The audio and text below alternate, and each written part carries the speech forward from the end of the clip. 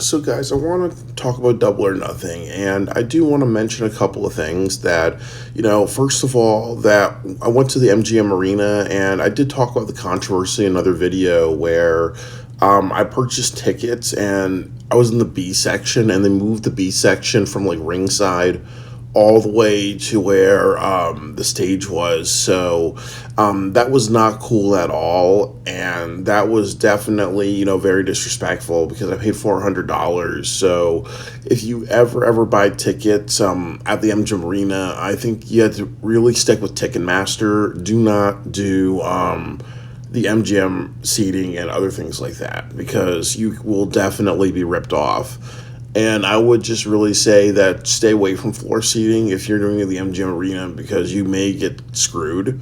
So you have to be very careful with that. I'm going to do the rundown of the whole card. There are just many matches that I didn't really care about. As I said, it's easier when you watch the show from a television instead of actually seeing it live to actually review it because you can like sit down with pen and paper at home really. So I'm gonna say Deonna Purrazzo versus Thunder Rosa. Nothing really stood out to me in this match. I would say that Deonna Purrazzo is a bigger woman. She really needs to do some more slams and she needs to be built as a powerhouse. I think luchador type moves Thunder Rosa needs to kind of excel at. I don't think they do like different styles a little bit, but I do think there's nothing to really stand out between the both of them. The Acclaim versus the Cage of Agony.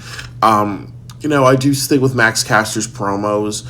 I do think that he needs to do a little bit more raps that are more intense or more controversial. I do think that with this one, he's just saying Brian Cage is a small penis, and other things like that. That's not really, he does that all the time, really. So he has to kind of do a little bit more. And he says, like, the Cage of Agony sounds like a bondage thing. I mean, do a little bit more. You're almost like MJF where you're doing the same type of joke. So I do think that, he has to do a lot more. The next thing that I will say is that in this match, I did not like Brian Cage. It seemed like he was having a lot of fun in the match when actually he's really built up as a heel, really. So it's almost like, imagine if Roman Reigns, let's look at Roman Reigns. He's built this intense, badass alpha male, so what would happen if if he's saying I'm going to whoop candy asses and he was joking around, he's trying to imitate The Rock and imitate his cousin just to be fun really, or just to kind of like I think in a word just to pay tribute to him, it wouldn't really work really. So I felt like Brian Cage really didn't get his character. It was surprising to see Billy Gunn get the win. I do think it wasn't good that the Acclaim won. This match should have helped the Cage of Agony because you went from Brian Cage having a really great match with Swerve Strickland to now he's back to the jobber role really. So this really doesn't help anybody. Ospreay versus Roderick Strong. This was another bad match. I really like Ospreay. He has a hell of a lot of charisma. He's kind of like if you took the DNA of Shawn Michaels and AJ Styles and you made a wrestler out of that. You took their blood, put it in the centrifuge, you get Will Ospreay. It was a bad match because for a very, very long time, the Undisputed Kingdom were interfering a lot, and it's almost like what we see in a lot of AEW matches. There's a lot of interference right in front of the referee. There's a lot of times where they're outside the ring. There's a lot of times where they're doing hardcore spots, and I think that sometimes they say, well, the referee is going to allow it if it's something that the bastard deserves, really. So I did think that was a bad match for that reason. Then once they threw out everybody, it became a really good match. I think that Ospreay does a lot of just flips and twirls and leaps of fate and other things like that. So like I said, it's cool that they put a title on him. As I said, he really reminds me of a younger AJ Styles with the voice of a Shawn Michaels. And I think that there's also a bit of a worry because I do think that if you really want to sell at Wembley Stadium, you really need to have Ospreay versus Swerve Strickland for the AEW Championship. That's the best thing that you can do. So giving him another title is questionable. And then also too, it's not good if you have a champion and you have, I mean, because it is MJF. It's not good to have multiple heavyweight champions with more than one title. Like that should be, at once in a blue moon or once every couple of years. Because MJF was a tag team champion while he was the AEW champion. Now, I think Ospreay will become the AEW champion, but I do think that if he's holding both titles, it's just going to be a little like complicated. And then the other thing too is that I really, really think that this hurts the Undisputed Kingdom a lot because two things happen that now they have no titles. And next MJF return, that really was, one of the big moments of the night. When he returned, he got the edge on Adam Cole. So basically, the Undisputed Kingdom just got buried all in one night. And I also was saying to myself, what would have happened if MJF returned during the Elite versus the AEW faction? I think that would have kind of been a good hooker, but no pun intended.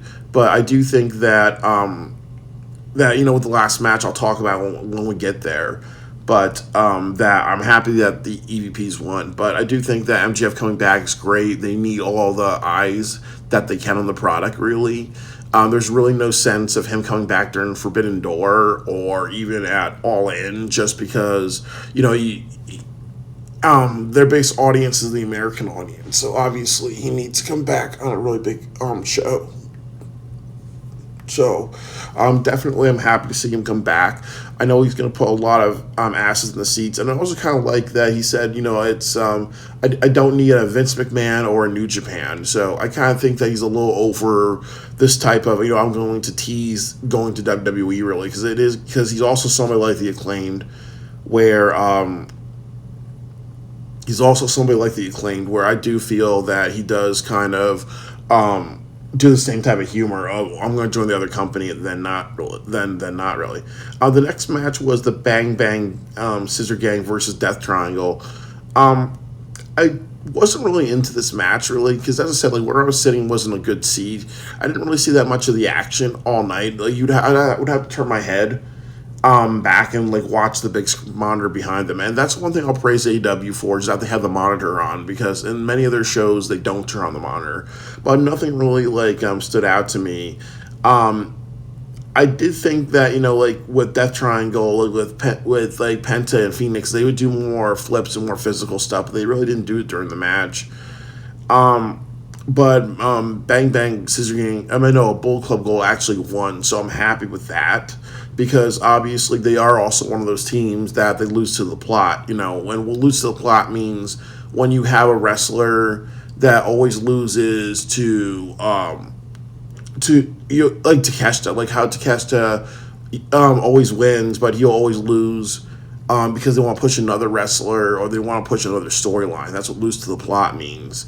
But I do think Bullet Club Gold, I'm happy to see them win. They need to face another trios team. I think if you want to have Edge make the New Brood and find some other wrestlers, do that. If you want the House of Black, you want to find another really hot trios team, they should be feuding with Bullet Club Gold. And then the next match was Toni Storm versus Serena Deeb. I went to get food. I'm not really a fan of Toni Storm, but what I will say is that I saw the ending of the match. I really liked the pile driver spots that they were doing, and as I said, Toni Storm, I think she comes off as a brawler, so she needs to stick with that. And then again, I was saying to myself that who the hell is Serena Deeb? I know that she was wrestling a lot years ago, but there's really nothing compelling. And then the problem is that they really needed to take the title off of Toni Storm. I do think that this whole Hollywood starlet thing, it's getting really old. It's also not good for her to do that as a champion because it makes her a little comical and over the top, really. So I do think that's it's wore out its welcome. Next match is Chris Jericho, Hook, and Shibata for the FTW Championship. This was a good match. I really liked All the dice spots, like I wasn't expecting that. There was like some table spots. They botched a table spot. Chris Jericho did another one. They did kendo stick shots, and then they also did, I think, a trash can spot, and that was really it. Really, there were some spots in that felt a little comical, but I do think that they really cut down the comedy a bit in this match. It wasn't the thing where they put the trash can on Shibata and Shibata was doing the silly kicks and all that. So I really think they were focusing on, they hate Chris Jericho and Chris Jericho's going to win at the end, really, just because obviously you get more mileage out of a heel winning. And I think that that's one of the best things I liked about tonight, that they did a really good job of winners and losers. There are some matches where some people should have actually won, but I do think that, they have no problem letting heels win, because sometimes, as I said, you get more story out of a heel winning than out of a babyface retaining. Like, this is not the John Cena era where it's just, okay, the babyface always has to win. Sometimes you get more when a heel actually wins. The next match was Orange Cassidy versus Trent Beretta. There's nothing really stand out to me in this match. I wish this was more like last man standing or more of a bloody match type of thing, really. But I really just want to say that there's nothing that stood out to me. I think that they should have had a hardcore match, and I think with this card, like 12 matches is a lot. I really think that they should have just. I really think that I wish the show was shorter, because I did feel very fatigued. I was like bobbing in and out of sleep, like not like swerving Christian Cage. I was falling asleep a bunch of times because the matches were so long. But nothing really stood out to me with this. I felt it was bad that Trent Beretta didn't win. I think Trent Beretta should have won, just because you get more of a story. It helps him out a lot more. Because it's like, what do you do with Orange Cassidy? By him winning, it doesn't help anybody. Next match, I was mad about Jon Moxley versus Takeshita. I think that you need to set up Jon Moxley versus Swerve Strickland, champion versus champion, non-title match at Forbidden Door. So I think that that's what they should have done, really. And if having Takeshita lose is the way to get there, that's the way to get there. And if they don't do it, then fuck them for having Takeshita lose, because again, you don't get anything out of Jon Moxley winning. And I also think that it's controversial because he's holding a title that's not from the company. So I would have easily had Takeshita win this one and then have another match where Takeshita actually loses, because he has to beat Jon Moxley 2 times in a row. And I think that when you have a title from another company, the company you have the title from, like New Japan, is definitely watching how AEW uses the IWGP title. So they may not like Takeshita holding it, because Takeshita is also from another Japanese promotion. So I did think that if Takeshita had to lose because of those things and those backstage politics, that really hurt him a lot. He's a good wrestler. Like I like those rolling suplexes that he does, and I also like how he can do a power bomb into a suplex combination, or a suplex into a power bomb combination. Like, he's very, very athletic. A lot of people were cheering him, and I think a lot of people want to see Takeshita taken seriously. We don't want to kind of see him just be palled around with the Don Callis family. He really needs to dominate. Like I said in my fantasy booking, I really think that Ring of Honor should be run by either the Undisputed Kingdom, or it should be run by the Don Callis family. In addition to the Young Bucks and the EVPs running Dynamite. I think that if you had Takeshita hold the TV title or wrestle for the ROH championship, I do think you'd get a better show, really. But I do think the Don Callis family, you have a lot of people with a lot of potential that end up losing a lot, really. And I also think that the other thing, too, is the Don Callis family also runs into the Mogul Embassy issue, that you have a bunch of heels and a bunch of, jobbers, and then you have Swerve Strickland, and then you have a bunch of heels and jobbers, and then you have Will Ospreay and the Don Callis family, really, So definitely it just, it's very, very jarring. But you would have gotten a lot more if Takeshita actually won in this one. I think that would have helped him a lot more. The next match was Adam Copeland versus Malachi Black. I really loved the last four matches were bangers. I would say that with Adam Copeland, I really loved that he had the Brood gimmick because I didn't watch that. I didn't watch wrestling until 2006. My parents were hard asses and very, very strict, so I missed the Brood and everything like that. But I believe that Adam Copeland didn't do that for a while. He did that maybe for a while, but he didn't really get the full story, the full mileage out of that. But if he wants to do the Brood thing for a couple of years, I think that's good. I did think it was really stupid that he had this Brood entrance, and then at the very end he goes back to his "On This Day I See Clearly" theme song. That just doesn't work. You have to stick with one. You don't just kind of you don't kind of flip flop. If you had John Cena wrestling at WrestleMania, if he comes out with Word Life to go back to Thugonomics John Cena, you don't end it with John Cena, the time is now, or with the Undertaker. If you end it with the American Badass, if he starts with the American Badass thing, you want to do the American Badass Taker. You don't go to the gong and everything at the end. It was just a little jarring, but the match was excellent. It was very violent. It was very bloody. There were some very high risk spots, like Adam Copeland rapping Malachi Black in barbed wire, and then jumping off the top, and then just going through a table. A lot of barbed wire spots. This is meant to be a bloody hardcore match, and I even think with this night really that you had I think 3 or 4 hardcore matches. So I really would say that they did a hell of a job really with just having multiple hardcore matches. They all felt a little different, and that's that really. And then also at the very end, they had Gangrel come out, and I was kind of teasing that. I kind of knew that was going to happen. So it is a little controversial because it's this may be a one-time only appearance, and then it feels a little bit like TNA wrestling where you're seeing all these wrestlers from WWE or ECW come in. And then they're also teasing that the House of Black was actually going to turn on Malachi Black and join Adam Copeland. So I was really interested to see what they're going to do with this. I have no problem with Adam Copeland actually winning because I think with the House of Black, they've had some success. I don't remember any of Malachi Black's promos. I don't see the potential in him. He's more of just he's more of kind of like that goth. He's more for the goth kids type of thing. Really, there's really no other usage to Malachi Black really. Unless, as I said, unless you have the House of Black take over Ring of Honor and they compete for titles, just to see what they can do with a World Heavyweight Championship or be a dominant faction, really. So I would say that. And then the other thing that I will say is that when I look at Takeshita, I think there's a lot of untapped potential. I think that he could be a world heavyweight champion in AEW. I think he just needs better booking. He'd be more like a Brock Lesnar type, like the person who does all the physical stuff. But you need to have the manager to actually help him to reach that level because it was limited English skills. So I think with there are some people that don't deserve to lose, and there's some people that if they lose, it's not a big deal. With Malachi Black losing, it wasn't a big deal. I hope they continue the Brood thing because you really built it up.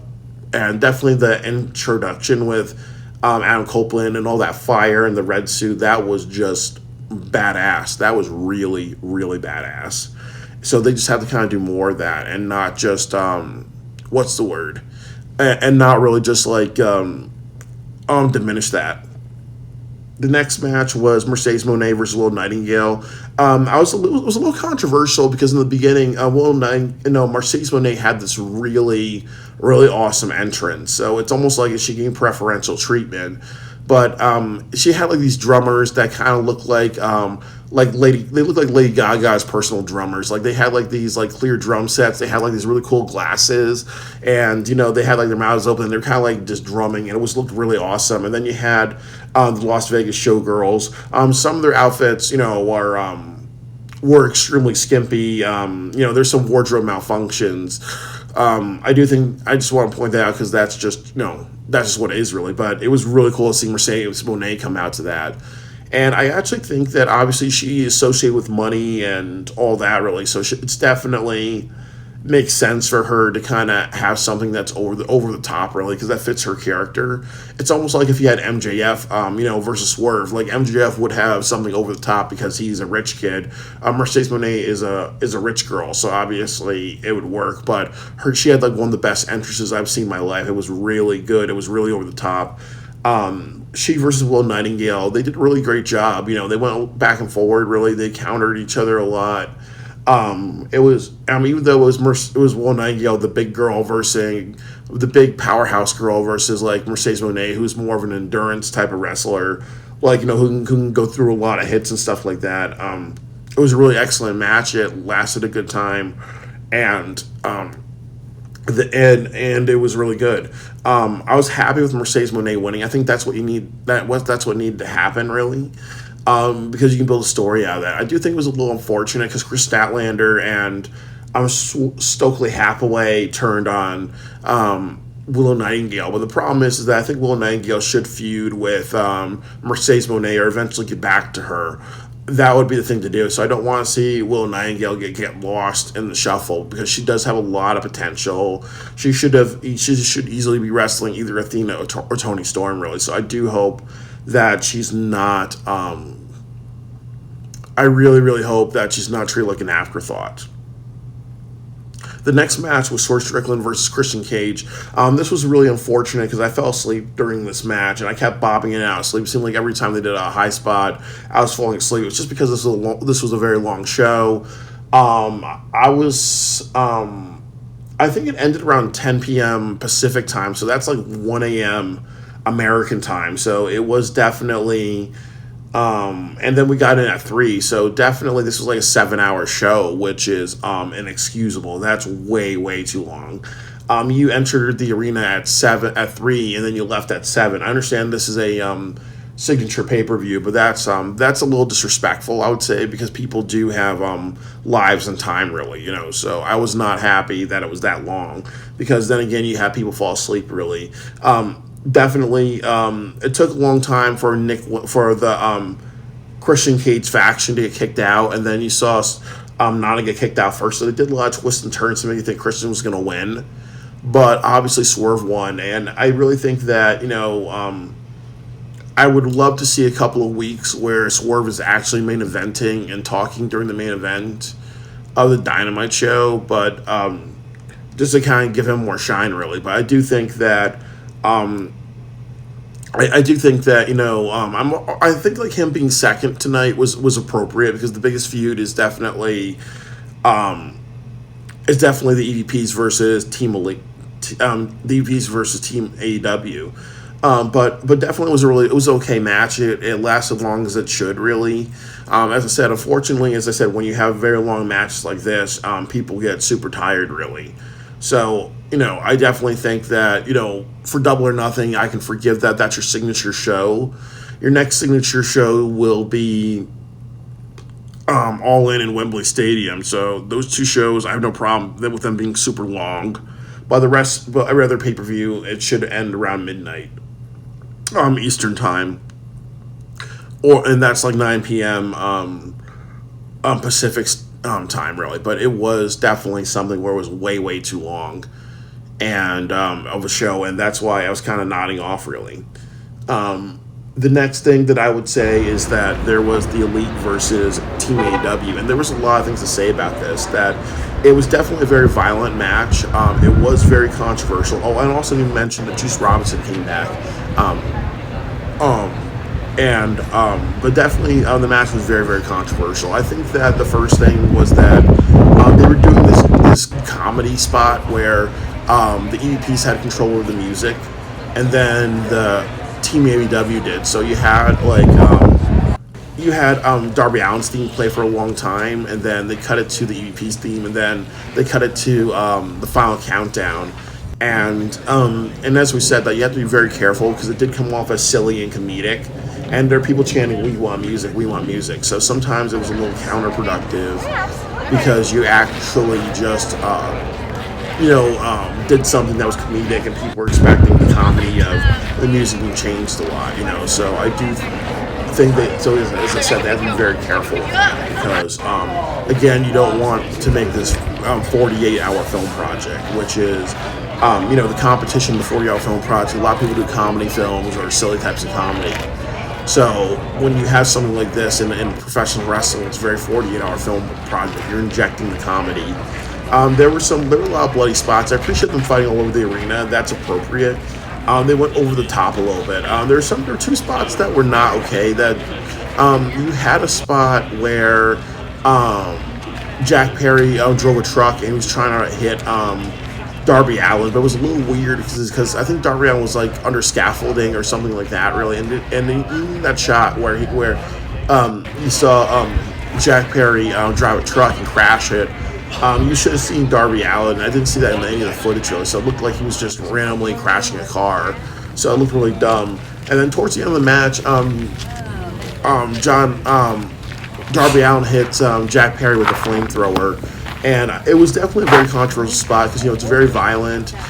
Jack Perry was down for, I think at least 15, 20 minutes. And it looked like he was legitimately hurt, but I think he was just trying to, what's the word? He was trying to wait for his spot to win the match, really.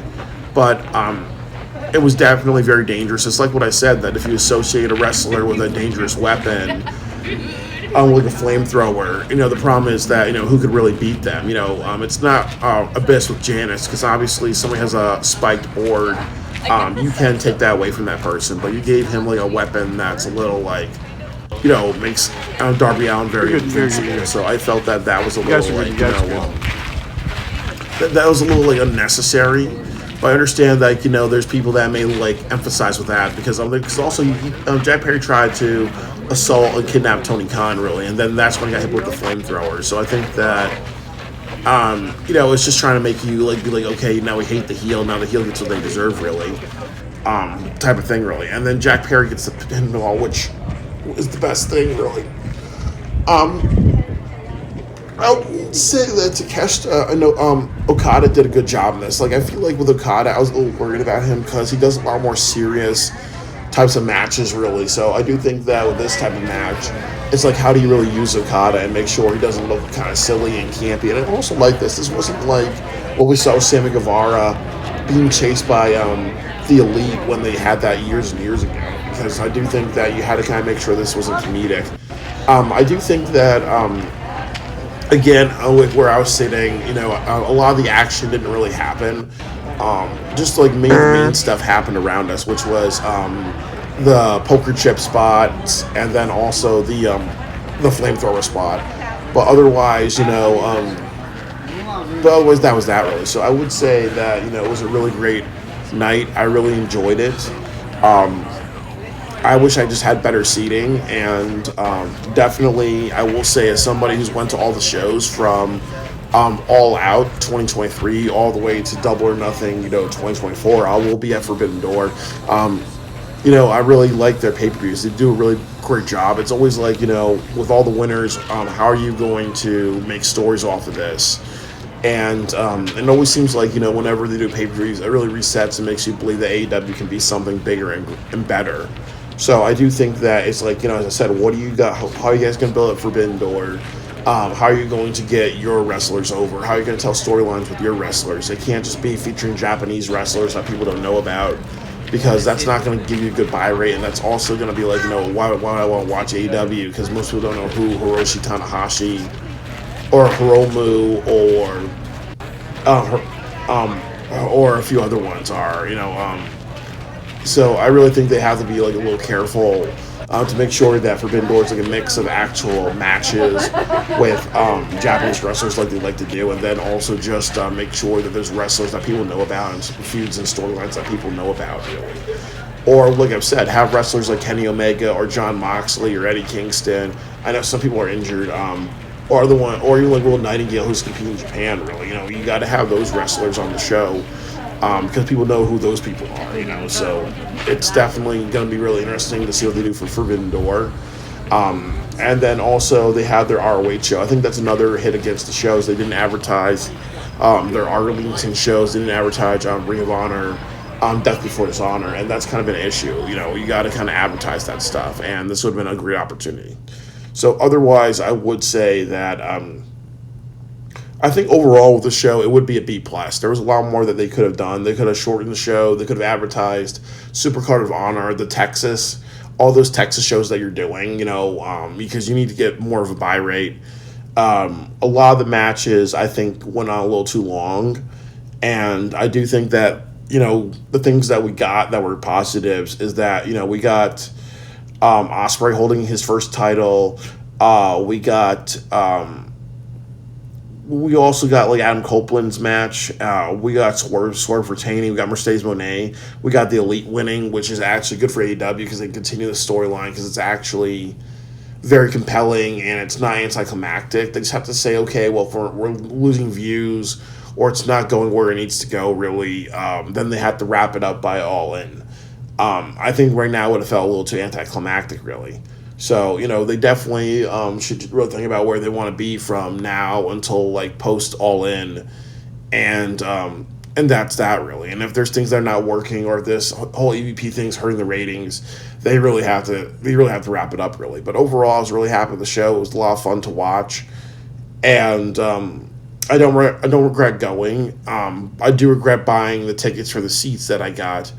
And I'll also be more careful next time. But I'm happy I did a video about it because nobody deserves to be scammed.